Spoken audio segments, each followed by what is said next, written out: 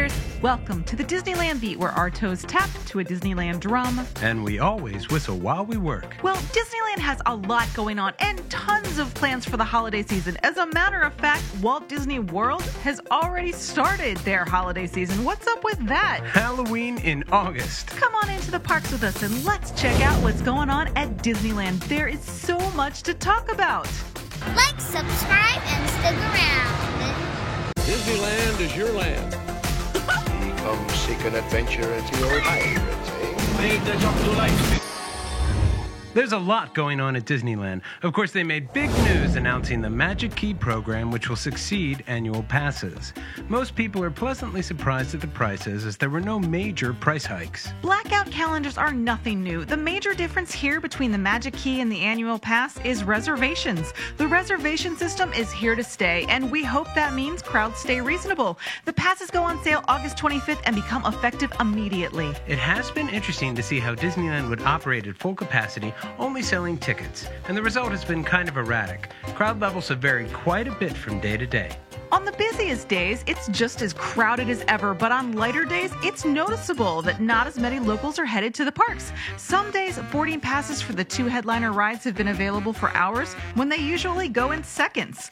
Knott's Berry Farm has seasonal passes for $100, and Universal's cost as much as a 3-day ticket, so they have some local competition. Come August 25th, as pass holders are able to come back, Disneyland will likely see more consistent crowd levels and also start to see more dramatically changing crowd numbers throughout the day. We are really excited to see the locals get more access to the park, and we also hope that the reservation keeps the lines reasonable at Disneyland for everybody.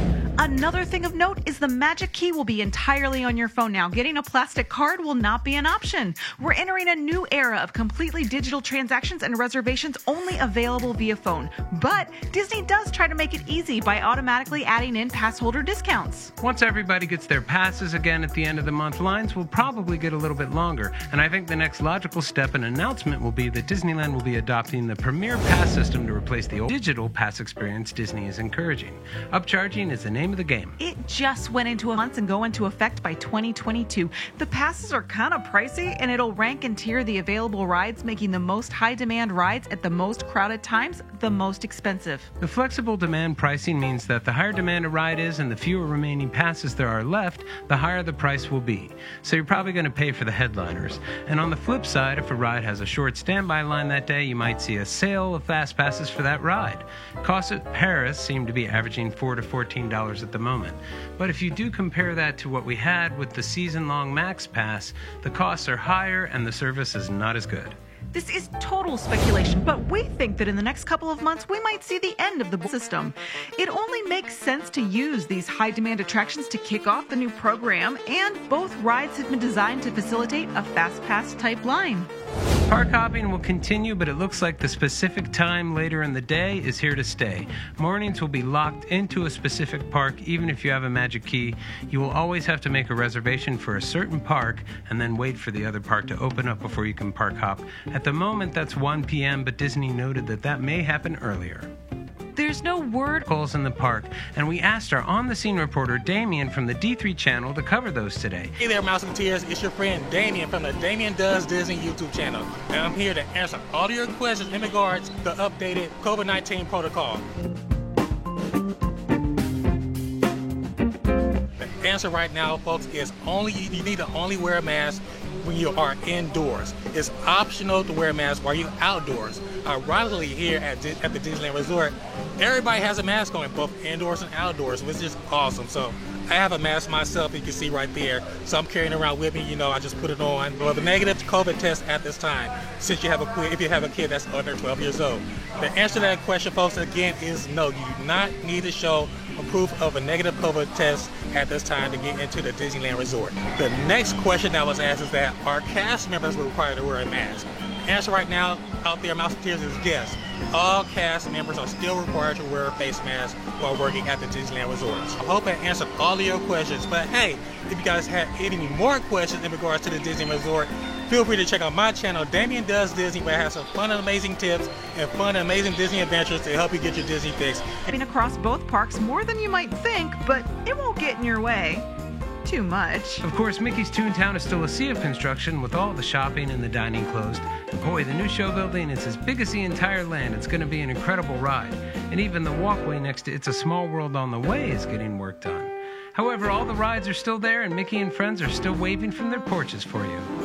Much of New Orleans Square was behind scrims, and the Haunted Mansion anniversary passed without too much fanfare. Happy birthday, you 999 haunts. The mansion is looking and running great. Starting September 7th and announced as going through the fall, Big Thunder Mountain Railroad will be going down for an extended refurbishment.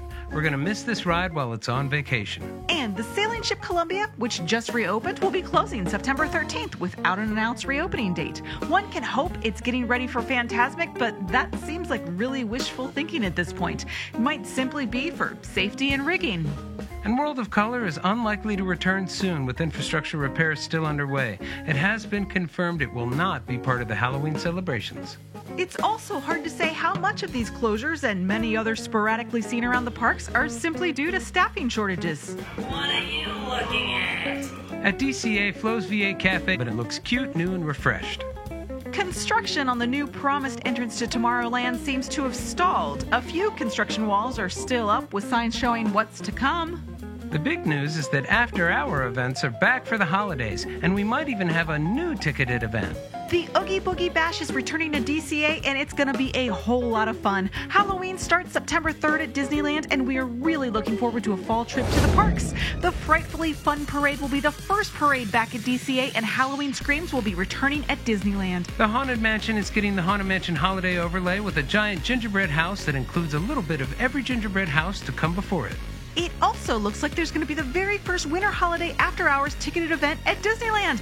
We are waiting on pins and needles for the announcement. It sounds like so much fun. More character cavalcades have been seen at both Disneyland and DCA, so there are a lot of character sightings for sure, and they are getting more and more fun. But with the exception of character dining at the Plaza Inn, which is back, indoor, up-close personal meet and greets have not returned, and they just might not for the fall. Theater and shows are likely to not return until next year, with efforts focused on the nighttime spectaculars and holiday parades this fall, which look to be magical. Musketeers. See you real soon.